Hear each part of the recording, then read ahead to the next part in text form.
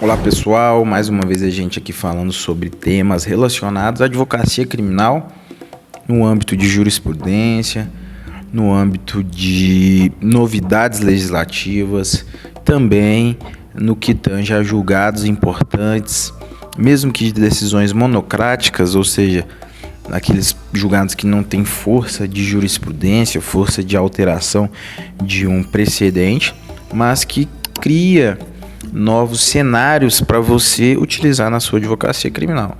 Em suma, para que você tenha munições de forma mais sólida, mais relevante para a sua advocacia, e, consequentemente, bons resultados, consequentemente, eficácia, eficiência, porque nós sabemos que a advocacia é uma atividade de meio. Isso está no nosso ordenamento interno, isso está no nosso estatuto da OAB, no estatuto do advogado. Porém, quanto mais resultados positivos, quanto mais êxito que você lograr, mais a sua advocacia terá relevância, você terá mais clientes importantes, você terá será mais um personagem na advocacia criminal e um personagem de grande monta, de grande importância, tá?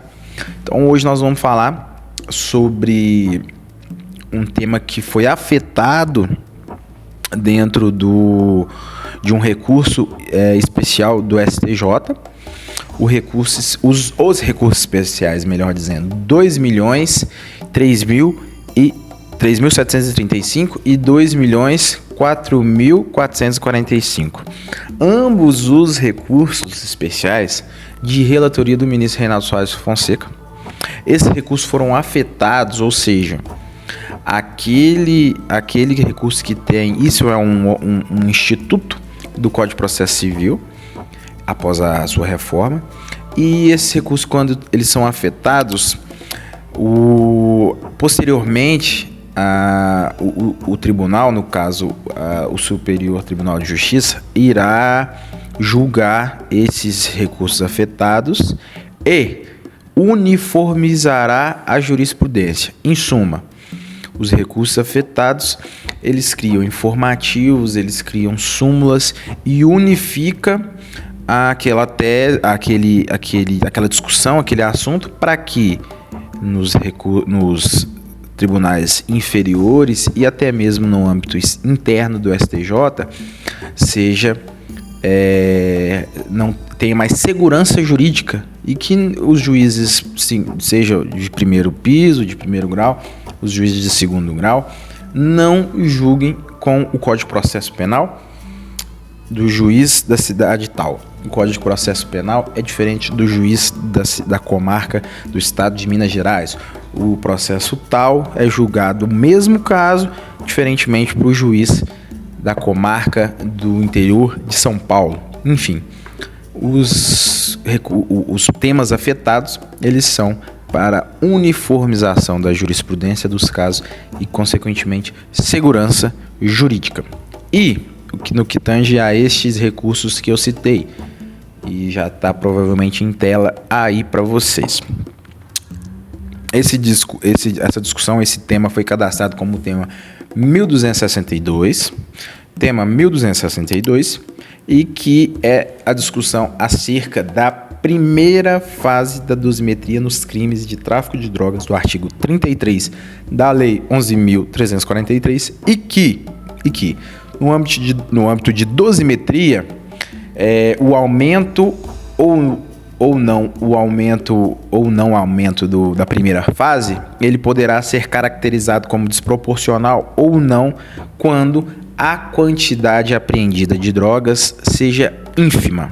Ou seja, nós trabalhamos num critério trifásico no âmbito de dosimetria, a partir do artigo 59 do Código Penal e também a dosimetria da Lei 11.343.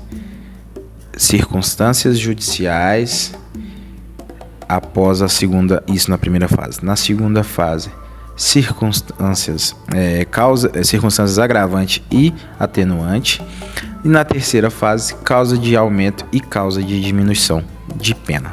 Esse é o critério trifásico que nós adotamos no código, na sistemática penal brasileira e que será utilizada para definição e parâmetros de pena após uma condenação. Portanto, esse tema 1262, que foi cadastrado como tema 1262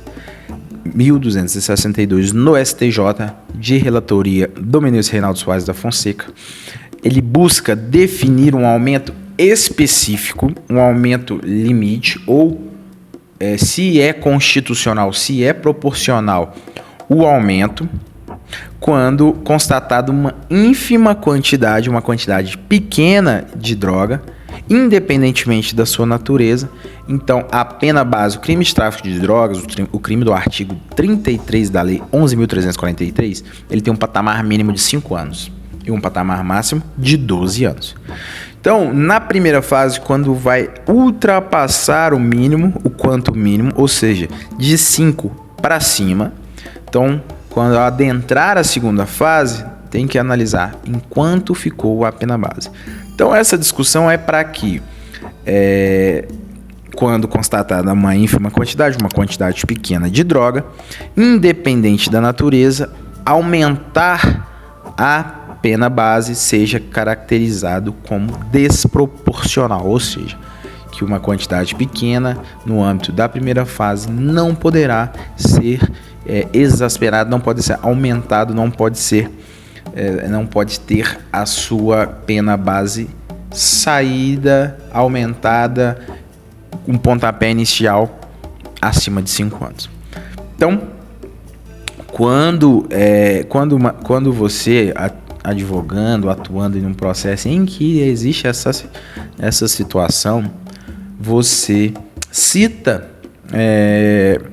que esse processo, que essa discussão, ela está no âmbito já do STJ, cadastrado na terceira sessão do STJ, como tema 1262, e que está afetado, isso só a chance de o recurso especial subir altera.